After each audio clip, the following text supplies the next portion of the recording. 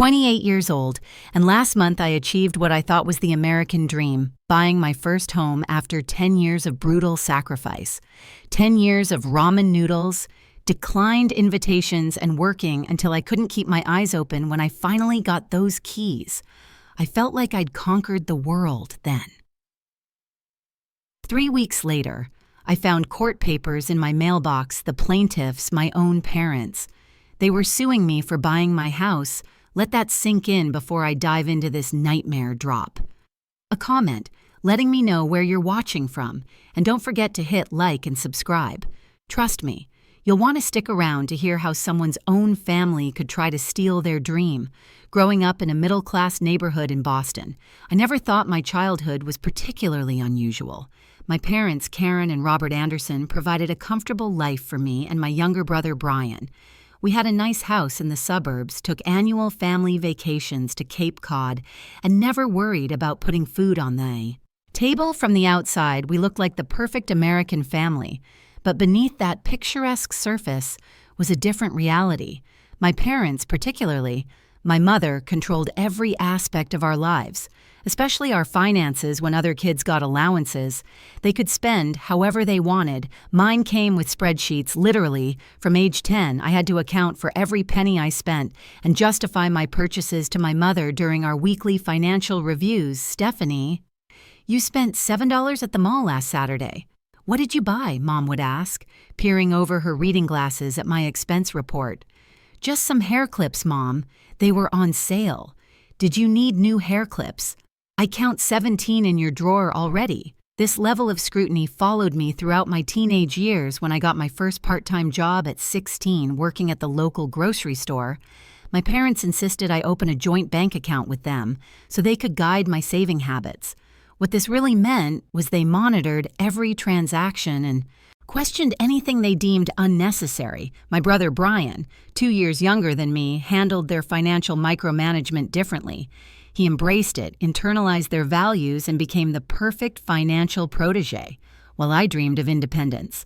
Brian seemed comfortable with the oversight, often reporting my suspicious spending to our parents, like some sort of financial hall monitor. When I was 17, I discovered my mother had been opening my mail, including college scholarship offers and financial aid information. The confrontation that followed revealed her true intentions. "Coal is an unnecessary expense." She declared, "You can live at home, go to community college, and contribute to the family fund instead." The family fund was something my parents had mentioned with increasing frequency. As we reached our teen years, apparently every Anderson was expected to contribute a significant portion of their income to this collective pot that my parents controlled. Its purpose remained conveniently vague, but the expectation was crystal clear the night I made a decision that would define the next decade of my life. I was going to break free from their financial control. Whatever it took, I applied for every scholarship available, worked extra shifts, and saved in a secret account. I opened using my friend's address for statements. When acceptance letters arrived, I chose a university 3 states away with the best financial aid package. The night I told my parents I was leaving, my father's face turned a shade of purple I'd never seen before. "You're throwing away everything we've built for this family," he said, his voice dangerously quiet. "If you walk out that door, don't expect our support." My brother Brian watched from the staircase, his expression a mixture of shock and disapproval. "How could you be so selfish?" he asked later that night. "They just want what's best for us," but I knew better. The next morning, I left for college with 2 suitcases and barely enough money for my first semester's books. What followed were 4 years of extreme financial hardship. I juggled full-time classes with 2 part-time jobs. I lived on the cheapest meal plan and picked up extra food from campus events. I never went home for holidays, working instead to earn time and a half pay. My parents' prediction that I would come crawling back after experiencing real life never materialized. Instead, I graduated with honors, a mountain of student debt, and a fierce determination to build my own financial independence completely on my own terms. The cost was high by graduation day. I hadn't spoken to my parents in nearly 3 years. Brian attended my graduation ceremony, but spent most of the time trying to negotiate a reconciliation. that always included the same stipulation I needed to recognize my financial obligation to the family. I refused. As I moved into my post-Cole life, I carried with me both the burden of being financially alone in the world and the determination that one day I would have something that was truly mine, something no one could control, monitor, or take away from me. Little did I know that this dream would eventually lead to facing my own family in court. After college graduation, I landed an entry-level position at a marketing firm in Philadelphia. The starting salary was $1,200, not terrible for a first job, but hardly enough to live comfortably in a major city, especially with 45,000 in student loans hanging over my head. But I had a plan, one that would require extraordinary discipline and sacrifice. I rented a tiny room in a run-down house with 3 other roommates. My space was barely 9 feet by 7 feet, essentially a converted walk-in closet, but it only cost $400 a month, including utilities. The communal bathroom was always dirty. The kitchen perpetually smelled like someone had burned curry, and privacy was non-existent, but it was cheap, and cheap was what I needed. My daily routine was brutal. I woke at 5:30 a.m. to commute, using the cheapest public transportation options, often walking several miles to save on bus fare. My primary job ran from 8:30 to 5:30, but instead of heading home, I would work at a local coffee shop from 600 to 10 p. 3 nights a week. Weekends weren't for relaxation. They were for my retail job at a clothing store where I worked another 16 hours. "You're going to burn yourself out," warned my roommate Tasha, who often came home to find me asleep on my laptop at our tiny kitchen table. Life isn't just about saving money, but for me it was. Every dollar was meticulously accounted for. My budget was a masterpiece of financial restriction: rent, $400 utilities contribution included, phone $25 the cheapest prepaid plan, transportation $60 groceries, $120 student loan payments, $380 health insurance, $180 internet split, 4 ways, $50 miscellaneous necessities, $50 that left approximately $850 each month to save, which I automatically transferred to a high-interest savings account. The moment my paycheck hit, I never checked the balance. Attempt to spend would be too great. I just trusted the math and kept going. My meals were a rotating selection of the cheapest possible options. Breakfast was always oatmeal with egg. Spoonful of peanut butter for protein. Lunch was a peanut butter sandwich and an apple. Dinner was often rice with beans or eggs or instant ramen. Dressed up with frozen vegetables, once a month I allowed myself a $10 takeout meal as a reward for sticking to the plan. Social invitations became a source of anxiety rather than pleasure. When colleagues invited me for happy hour or friends wanted to go to concerts, I became the queen of excuses. "Sorry, I've got a deadline for my freelance client," I'd say, or "I'm picking up an extra shift that night."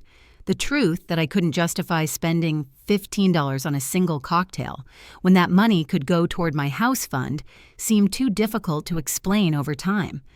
The invitations dwindled, and my social circle shrank to a handful of understanding friends who were okay with our hangouts. Being home movie nights where everyone brought their own snacks. My wardrobe consisted of the same 7 outfits, rotated throughout the week, all purchased from thrift stores or clearance racks. I cut my own hair. I never took vacations. My one luxury was a $10 monthly subscription to a streaming service that I shared with my roommates. 3 years into this lifestyle, I received a promotion that bumped my salary to $42. Instead of upgrading my living situation or relaxing my budget, I simply increased my savings rate when friends from college started buying new cars or taking European vacations. I remained focused on my goal. The isolation was perhaps the hardest part. Dating was nearly impossible. Not only because of the financial constraints, but because explaining my lifestyle to potential partners inevitably led to uncomfortable questions. "Are you in some kind of financial trouble?" one date asked after I suggested we meet at a free concert in the park rather than the restaurant he had proposed. "No," I replied. "I'm just saving for something important." Few understood the depth of my commitment, and fewer still were willing to adapt to my frugal lifestyle. Relationships rarely made it past the third date. By year 5, I had been promoted again and was making $55,000. I also expanded my freelance work, bringing in another $15. Thousand annually, my savings were growing faster now, but I maintained the same Spartan lifestyle. The only concession I made to my increasing income was upgrading my health insurance to a slightly better plan after a scary bout of bronchitis left me with unexpected medical bills year 7, brought another significant professional Melonia job offer from a larger marketing agency with a salary of $72,000 for the first time. I allowed myself a small celebration. I ordered takeout and ate it while sitting on my bed, calculating how this income boost would accelerate my timeline. By the end of year 8, I had moved into a management position, earning $85,000 plus approximately $20,000 from my established freelance clients. My living situation had improved slightly. I now rented a small studio apartment for $750 a month. But otherwise, my lifestyle remained largely unchanged. I still tracked every penny, still rarely socialized, still wore the same clothes until they wore out. The sacrifice was taking its toll. I developed insomnia, grinding my teeth at night as I unconsciously calculated and recalculated my savings projections. I lost touch with most of my college friends who were now posting photos of their weddings and baby showers on social media. My brother Brian had gotten married the previous year. I learned about it through a distant cousin's Facebook post, but the numbers in my savings account, which I finally allowed myself to check after year 9, made it all seem worthwhile. I had amassed just over $320. And combined with my excellent credit score from years of perfect payment history, I was finally approaching my goal at the 10-year mark. I reached the target I had set for myself. $350. Zeros in savings, 10 years and 2 months after graduation, I was ready to begin the house hunting process. The decade of sacrifice was about to pay off. With my savings goal achieved, I allowed myself exactly one night to celebrate. I bought a bottle of champagne, not the expensive kind old habits die hard, and sat on the floor of my studio apartment making a list of neighborhoods to consider for the first time in a decade. I felt the tight knot in my chest begin to loosen. The next morning, I began researching realtors. I needed someone who would understand my financial situation and respect the strict budget I had set for myself. After interviewing 3 different agents, I chose Jessica Taylor, a straight-talking woman in her 40s who specialized in first-time home buyers. "Most people come to me with champagne dreams and beer budgets," she said during our first meeting. "You're the opposite of got a solid budget but very modest expectations. We'll find you something perfect." Jessica's assessment of the market was honest but encouraging. With my budget, I could afford a decent home in several developing neighborhoods around Philadelphia. It wouldn't be a luxury property, but it would be mine. I don't need luxury, I explained. I need solid construction, reasonable utility costs, and no major repairs needed in the next 5 years. After a decade of saving, I wasn't about to sink my funds into a money pit. The house hunting process was both exhilarating and exhausting. Over the course of 2 months, I viewed 37 properties. Some were eliminated immediately. Water damage in the basement, outdated electrical systems that would need complete overhauls, or locations too far from public transportation. Others were more tempting but ultimately not right. A charming row house with original hardwood floors, but plumbing that made Jessica WZ a spacious colonial with a beautiful yard, but in a flood zone that would make insurance prohibitively expensive.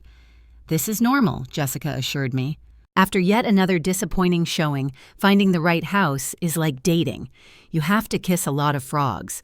Then, on a rainy Tuesday, we visited a modest 3-bedroom house in a neighborhood that was on the upswing. It wasn't perfect. The kitchen needed updating. The backyard was small, and the previous owners had chosen some questionable paint color. But the bones were good. The roof was only 5 years old. The furnace had been recently replaced, and the location was a 15-minute walk to the train station as I walked through the rooms. I could envision what they could become. With some paint and simple renovations I could do myself over time. The asking price was $12,190, comfortably within my budget, even after setting aside funds for closing costs and an emergency repair fund. I want to make an offer, I told Jessica as we stood in what would potentially be my home office. Are you sure we still have 5 more houses to see this week? She reminded me.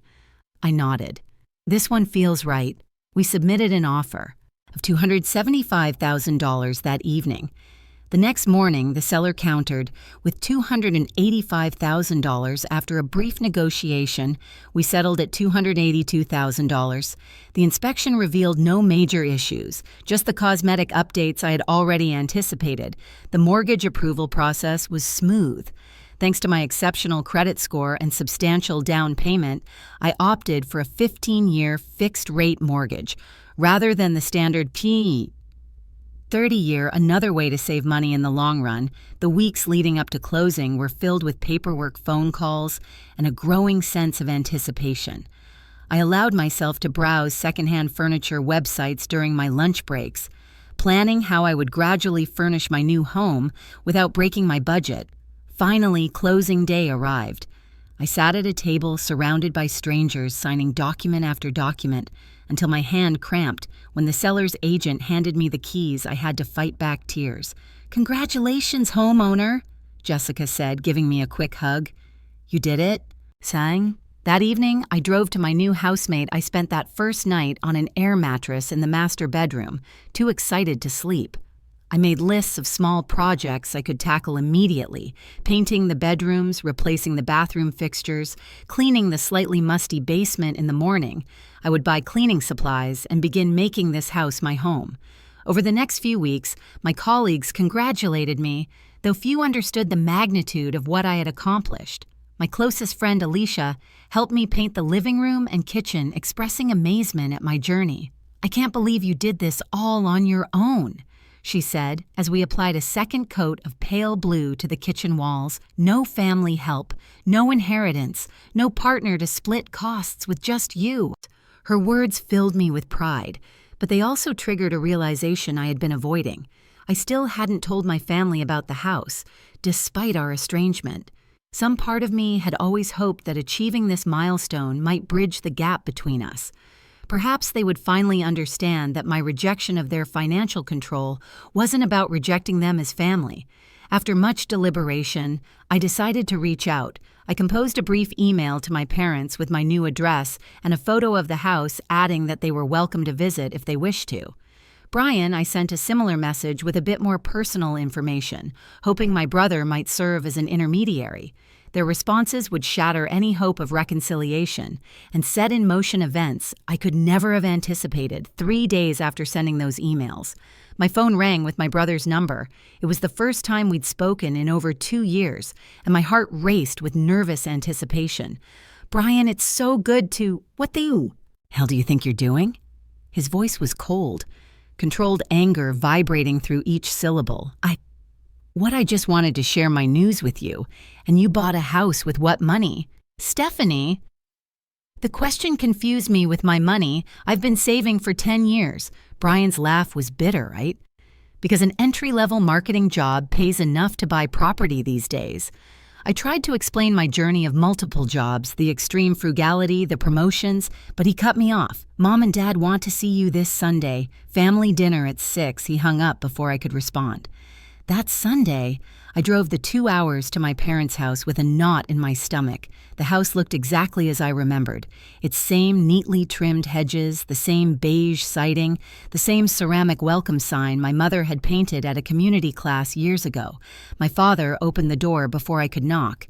He'd aged since I'd seen him last, more gray in his hair, deeper lines around his mouth. "Stephanie." No hug, no smile, just my name. "Az." He stepped aside to let me in the dining room. My mother was setting the table with the good chine in the set reserved for Thanksgiving and Christmas. Brian and his wife Emma sat stiffly on the couch. No one seemed happy to see me. Dinner was a tense affair. We ate my mother's pot roast in near silence, broken only by Emma's nervous attempts at small talk about the unusually warm weather when my mother brought out apple pie for dessert. Me childhood favorite? I foolishly thought it might signal a thawing as I took my first bite. My father cleared his throat, so, Stephanie, tell us about this house. I described the property with cautious enthusiasm, mentioning the neighborhood, the small yard, my plans for renovations, and how much did this house cost? My mother asked, her fork poised halfway to her mouth. $282,000, I answered honestly. That's quite a sum, my father said. And you managed to save this all by yourself with no help? Yes, I've been working multiple jobs and living extremely frugally. It hasn't been easy, but that's not possible, my mother interrupted, setting down her fork with a sharp clink against the china. Not with your salary and student loans. I've been promoted several times, and I do freelance work on the side. I explained my appetite. Disappearing. I can show you my savings records if you don't believe what we believe. My father said, his voice dangerously quiet, is that you've taken what isn't yours? The accusation hung in the air like a noxious gas. I looked around the table. Me father's clenched jaw, my mother's thinned lips, Brian's refusal to meet my eyes. What are you talking about? I haven't taken anything from anyone. My mother's laugh was brittle. 10 years of not contributing to the family fund, 10 years of keeping what should have been shared, and now you flaunt your selfishness by buying property. I struggled to comprehend what she was saying. The family fund. But I haven't lived at home or received any financial support from you since I left for college. That's not how family works, Stephanie, my father said. Everyone contributes. Everyone benefits. Your brother has been contributing 30% of his income since he started working. That fund was meant for all of our futures, including yours, Eventually, but you never told me what the money was for, I protested, and I've been supporting myself entirely. Which was your choice, my mother snapped, but the obligation remains. We calculate you owe approximately $95,000 to the family fund based on what your income should have been these past 10 years. I nearly choked you. Expect me to give you $95. Zozen for what? For your family, Brian finally spoke, looking up with disappointment etched across his face. Emma and I have delayed having children because we're contributing responsibly. We've put off buying our own home. Meanwhile, you've been hoarding money for yourself. That's not fair, I said, my voice rising. I worked 3 jobs at times. I lived in a closet-sized room with 3 roommates. I ate ramen noodles for years to save this money, and now you'll make it right, my father said firmly. You'll sell the house, contribute what you owe to the family fund, and we can put this unpleasantness behind us. I stood up so quickly my chair tipped over backward. I will not sell my house. That money is mine. I earned every penny through sacrifice. You can't even imagine. My mother's face hardened. Then you leave us no choice. 2 weeks later, a courier delivered legal papers to my new home. My parents were suing me for $95,000, claiming I had misappropriated family resources and breached family financial agreements. They were demanding that the court place a lien on my new house until I paid what they claimed I owed. I sat on my newly purchased secondhand couch, legal documents trembling in my hands as the full weight of their betrayal crashed over me. The family I had hoped to reconnect with wasn't just rejecting Methy, were trying to take from me the one thing I had worked a decade to achieve the morning after receiving the lawsuit, papers I called in sick to work. For the first time in my professional life, I spent hours researching online, trying to understand how my parents could possibly have legal grounds to sue me for money. I had earned myself the concepts I encounter, constructive trusts implied. Contracts, familial financial obligations left me increasingly panicked. Could they really take my house? Could a decade of sacrifice be erased by some obscure legal principle I'd never heard of? By noon, I realized I needed professional help. I couldn't afford an expensive attorney, but I couldn't afford to lose my house either. After calling 8 law firms and explaining my situation, I found Michael Rivera, a family law attorney who offered a free initial consultation. This is unusual. Michael said, reviewing the lawsuit documents in his modest office later that day. The space was cluttered but organized, much like Michael himself with his rumpled suit but sharp eyes. "Is it even legal?" I asked. "They haven't given me any money since I was 18. How can they claim I owe them anything?" Michael leaned back in his chair. "They're claiming something called a constructive trust, essentially arguing that there was an implied agreement that you would contribute to this family fund. They're saying your ability to save money was only possible because of the advantages they gave you, raising you, educating you, instilling financial discipline. But that's what parents are supposed to do," I protested. "I agree, but family law can get complicated. The good news is their case seems primarily built on emotional appeals rather than solid legal ground. The bad news is defending yourself won't be cheap or quick." Michael's retainer was $3,500 money. I had earmarked for painting the exterior of my house. I wrote the check with a shaking hand, the first major unplanned expense in over a decade. Over the next few weeks, Michael helped me prepare my defense. We gathered every financial record I had, bank statements, pay stubs, tax returns, documenting my income and savings patterns for the past 10 years. I contacted former roommates who could testify to my frugal lifestyle, employers who could verify my multiple jobs, even the college financial aid office for records showing I had received no parental support. Meanwhile, the lawsuit was taking an emotional toll. I had trouble sleeping, often waking up in a cold sweat from nightmares where I was homeless again. I lost weight, my clothes hanging loosely on my already slim frame. Coworkers noticed my distraction, but I couldn't bring myself to explain that my own parents were trying to take my house 6 weeks after receiving the lawsuit. We had our first court appearance, a preliminary hearing where both sides would present initial arguments walking into the courthouse. I spotted my parents and Brian sitting on a bench in the hallway. My mother wore her church cloths, a conservative blue dress and pearl necklace my father had on his only suit, the one he wore to funerals and weddings. They looked like respectable, concerned parents, exactly the image they wanted to project. They didn't acknowledge me as I passed inside the courtroom. Their attorney, James Wilson, was an imposing man in his 60s, with a perfectly tailored suit and an air of absolute confidence. As he spoke to the judge, he painted a picture of parents who had sacrificed everything for their children, only to have one child selfishly refuse to participate in the family's financial collective. The Andersons created a family fund that all members contribute to your honor, Wilson explained smoothly. This has been a family tradition explicitly discussed since their children were teenagers. Brian Anderson has faithfully contributed his share. Stephanie Anderson not only refused to contribute, but has used family resources, including the financial education and support she received throughout her formative years, to secretly amass wealth for herself alone. The judge, an older woman named Judge Peterson, turned her sharp gaze to me. "And you're claiming there was no such agreement?" "Miss Anderson." "Michael stood your honor.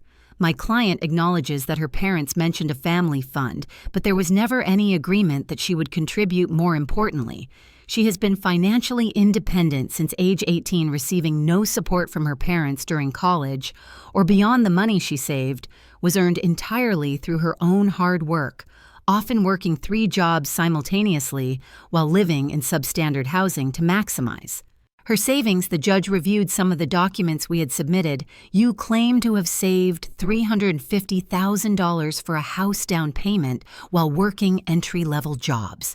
"Yes, Your Honor," I replied, finding my voice. "I can document every dollar I earned and saved over the past decade. Impressive if true," she mused, before turning back to my parents' attorney. "Mr. Wilson, what evidence do you have of this alleged agreement beyond the family's verbal claim?" Wilson presented several exhibits. Birthday cards I had sent years ago mentioning being family-minded, a high school essay I'd written about financial responsibility, family photos showing what he called a close-knit unit with shared values.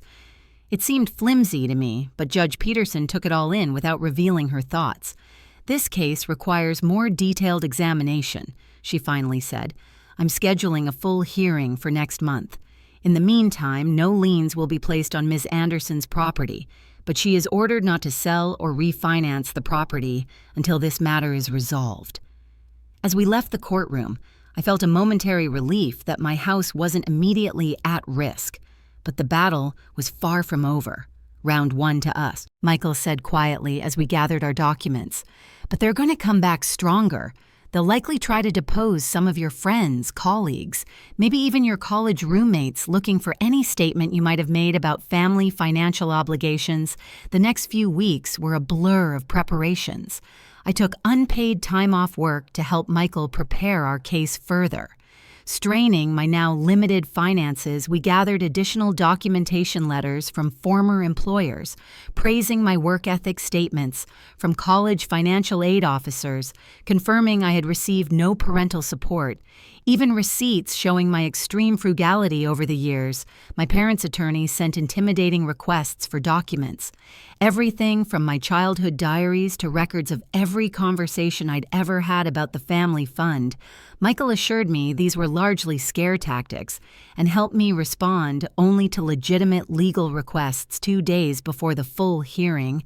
I received a text message from, "Brian, it's not too late to settle this. Sell the house, contribute what you owe, and we can be a family again." I didn't respond. The morning of the hearing arrived with a knot of anxiety so tight in my stomach that I couldn't eat breakfast. I dressed in the most professional outfit I needed, a navy blue dress I'd found at a consignment shop years ago kept for important client meetings. The courtroom seemed more crowded this time.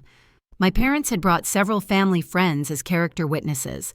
I recognized my Aunt Martha, my father's sister, who had always sided with my parents in any family dispute. There was Pastor Collins from their church, and the Wilsons, longtime neighbors who had watched me grow up on my side of the courtroom, sat 2 former roommates who had agreed to testify, my first boss, Allison, from the marketing firm, and Alicia, my closest friend, who had helped me paint my new house. The contrast wasn't lost on my family versus chosen family. The hearing began with my parents. Testimony my father spoke about the family's long-standing financial philosophy, claiming it had been clearly communicated to both children from an early age. "We always taught our children that family comes first, amo," he said solemnly. "Financial resources are to be shared for the collective good." Stephanie understood this principle. She simply chose to reject it when it suited her. My mother's testimony was more emotional. She described sacrifices they had made for my education, the financial wisdom they had tried to impart, and her heartbreak at my betrayal. "We only want what's fair," she said, dabbing at her eyes with a tissue. "Brian and Emma have delayed starting their family to meet their obligations. Stephanie needs to do the same." Their attorney presented enlarged photographs of family dinners, holiday gatherings, and my high school graduation, attempting to establish the image of a close conventional family with shared values and expectations. He introduced financial records showing Brian's regular contributions to the family fund, and contrasted them with my absence of contributions when it was our turn. Michael started with a straightforward question. "To my mother, Mrs. Anderson, you claim that Stephanie has an obligation to contribute to the family fund based on benefits she received. Growing up, is that correct?" "Yes, of course. And would you say providing food, shelter, education, and guidance are things parents are legally obligated to provide for their children?" My mother shifted uncomfortably. "Well, yes. But so you're seeking financial compensation for fulfilling your legal obligations as parents." "That's not twisting my words," my mother protested. Michael moved on to my father. "Mr. Anderson, did you provide any financial support to Stephanie during her college years? She chose to attend an expensive out-of-state university." "Against our advice," my father replied stiffly. "We would have supported her if she had followed our financial plan, so that's a no," Michael clarified. "And since her college graduation, have you provided her with any financial assistance whatsoever? Housing, health insurance, car payments?" "No, but thank you. That's all I needed to establish my former roommate." Tasha testified next, describing our cramped living conditions and my extreme frugality. "Stephanie never ate out, never bought new clothes, worked all the time. We used to worry about her because she never did anything fun. It was all work and save Allison." My first boss spoke about my work ethic. Stephanie was always the first to volunteer for overtime. She took on projects no one else wanted for the extra compensation. Many times I found her working through lunch or staying late without even claiming the hours when it was my turn to testify. I felt strangely calm. The initial shock and hurt had crystallized into something harder, more resolute. "Miss Anderson," Michael began, "could you explain to the court how you saved enough money to purchase your home?" I detailed my financial journey of multiple jobs, the tiny living spaces, the years of ramen noodles, and declined social invitations. I explained my budgeting system, the automatic transfers to savings, the promotions I had earned through dedication and hard work. "Did your parents provide any financial assistance during this 10-year period?" Michael asked. "None." I said firmly, "I have been completely financially independent since I left for college at 18. And was there ever an explicit agreement that you would contribute to this family fund?" "No, it was mentioned as something they expected, but I never agreed to it after I left for college. They made it clear that I was on my own financially. If I didn't follow their plans, my parents' attorney's cross-examination was aggressive, attempting to trip me up by suggesting I had benefited from family financial wisdom and privileges that enabled my savings. "Isn't it true," he asked with a smug smile, "that the very financial discipline you used to save this money was instilled by your parents?" I paused, considering my answer carefully. The financial discipline my parents taught me was about control, not independence. What I did, working multiple jobs, living in substandard conditions, sacrificing any quality of life for a decade, was not what they taught me. That I learned on my own. Out of necessity, the turning point came during my mother's recall testimony, attempting to strengthen their case. She made a critical mistake. Stephanie has always been financially irresponsible. She claimed in college she was constantly asking for money for emergencies. We helped her numerous times. Michael pounced. "Mrs. Anderson, you previously testified under oath that you provided no financial support to your daughter during college. Now you're claiming—" "You did. Which statement is true?"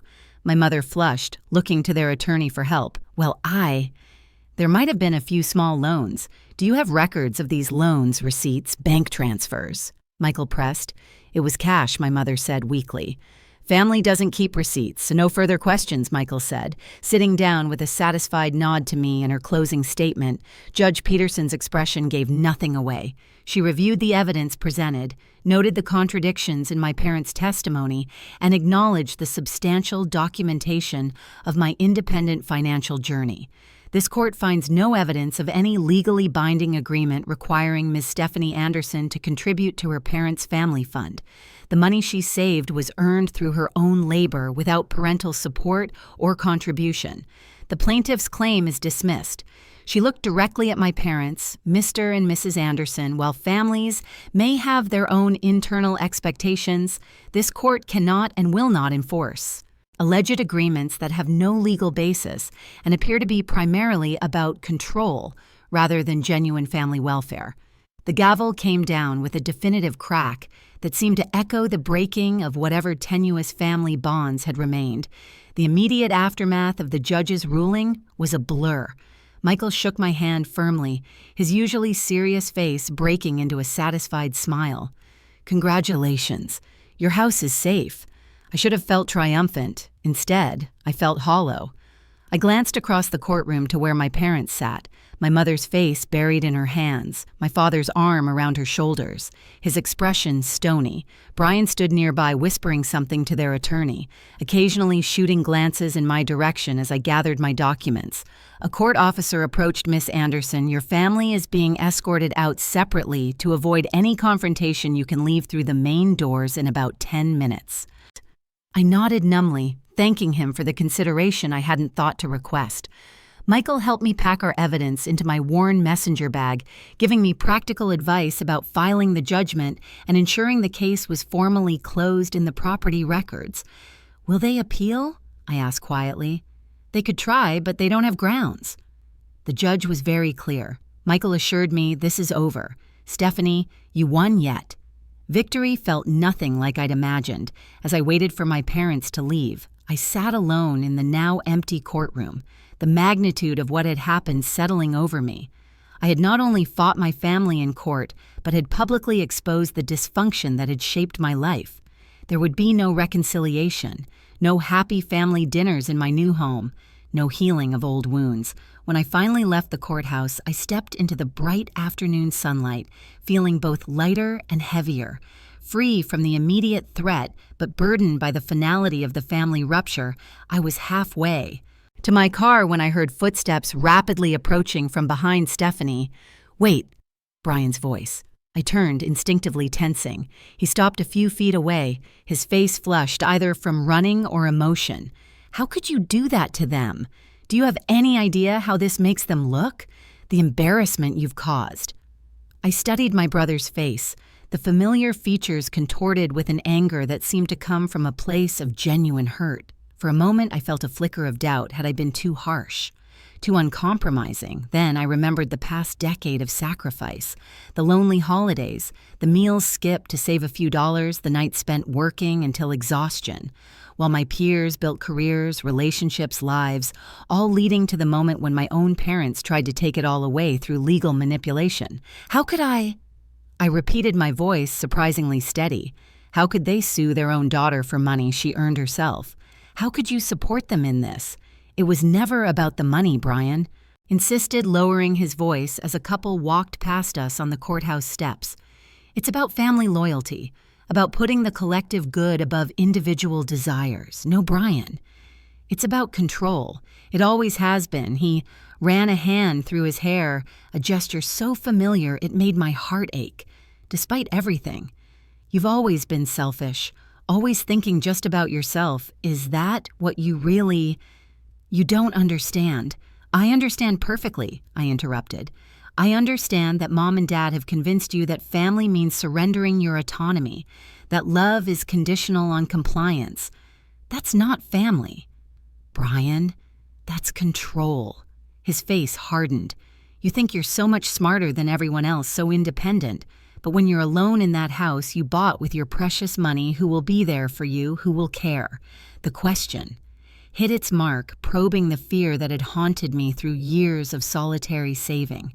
But I had an answer now. People who love me without conditions, I said quietly. Friends who support my dreams instead of trying to own them.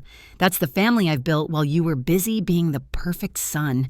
Brian stepped back as if I'd physically pushed him. They're right about you. You're not just selfish, Sherry, cruel. I'm sorry you feel that way, I said, and I meant it. My door is always open if you ever want to have a relationship that isn't defined by Mom and Dad's rules, but I won't apologize for building a life on my own terms. He turned away without another word, walking quickly toward the parking lot where our parents presumably waited.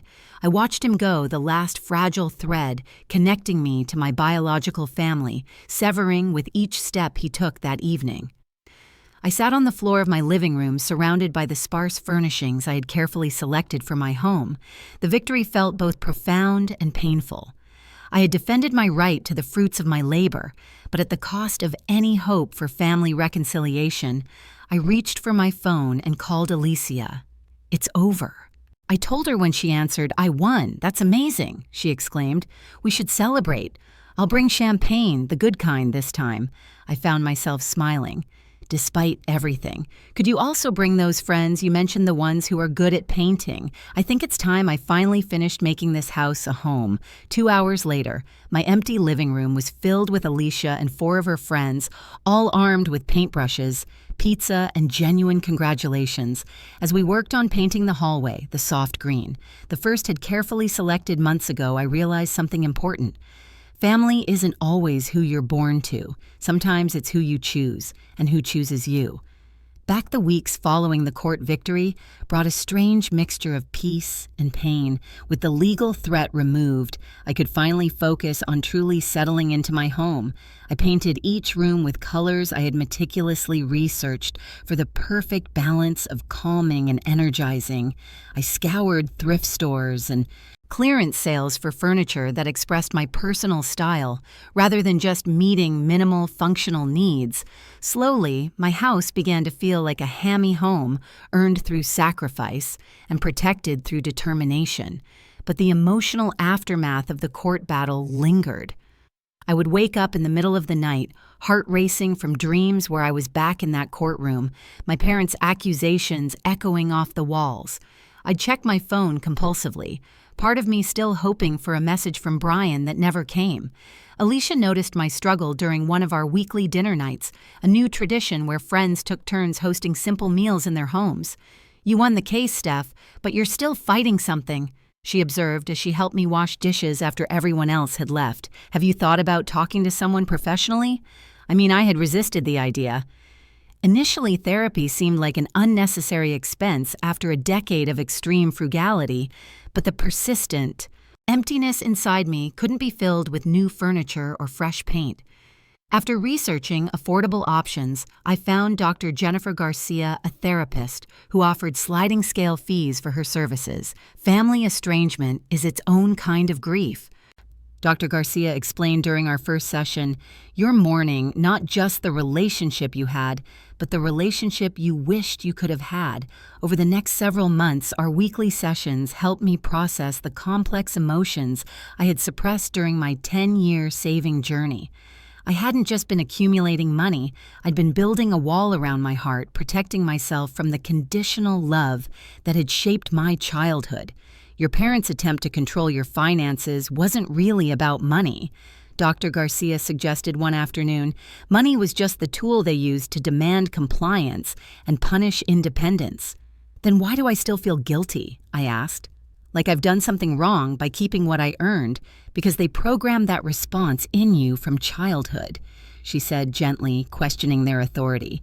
"Even as an adult triggers that old guilt, that doesn't mean the guilt is justified." Alongside therapy, I slowly expanded my social circle.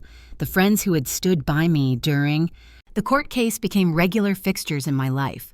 We started a monthly dinner club that rotated between our homes. I joined a community garden 3 blocks from my house, finding unexpected joy in growing my own vegetables. 6 months after the court case, I received an unexpected text message from Brian. "Can we talk?" We met at a neutral coffee shop halfway between our homes. The conversation was awkward, stilted, with unspoken hurt and lingering disagreements.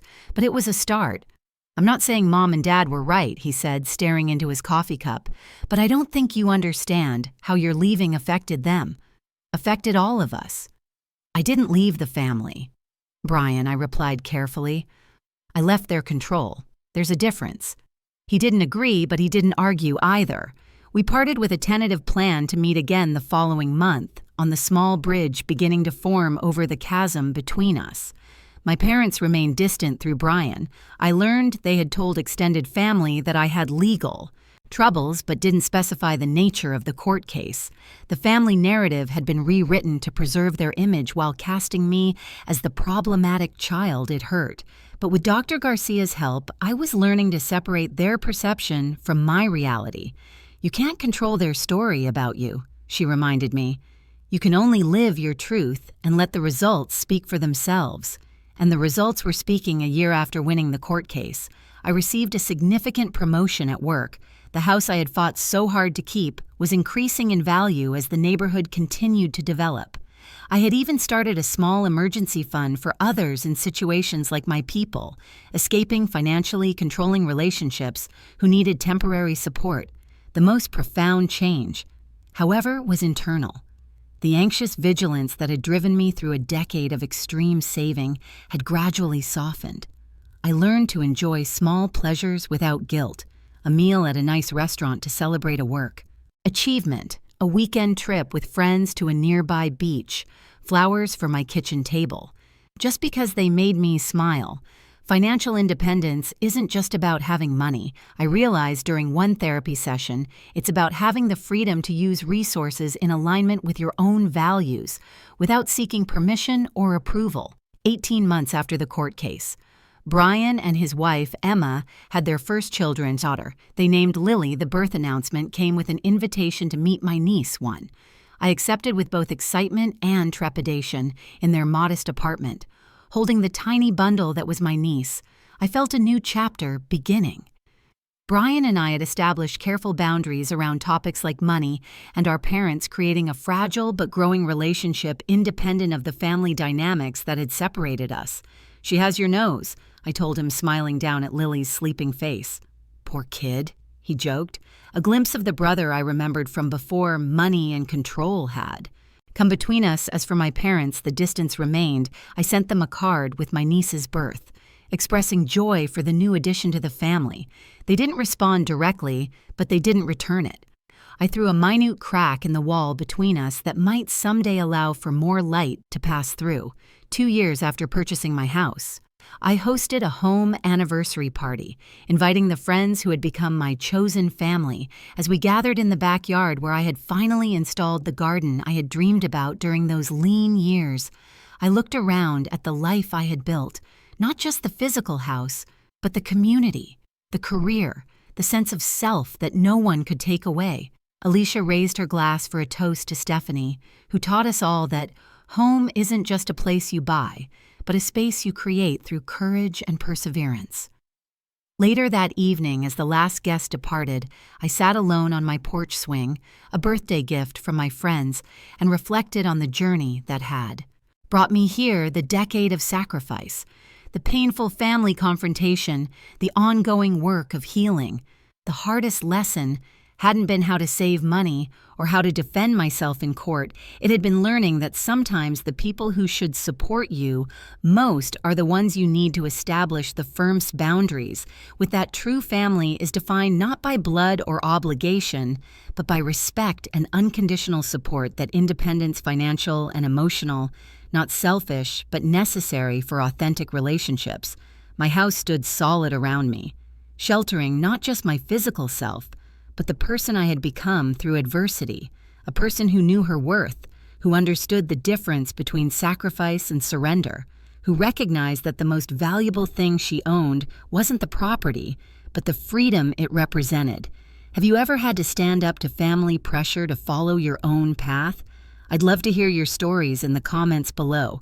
Remember that your dreams are worth fighting for. Even when those closest to you don't understand if this story resonated with you, please like, subscribe, and share it with someone who might need to hear that it's okay to create boundaries even with family. Thank you for listening to my journey. And remember, sometimes the family we choose is the one that truly helps us grow.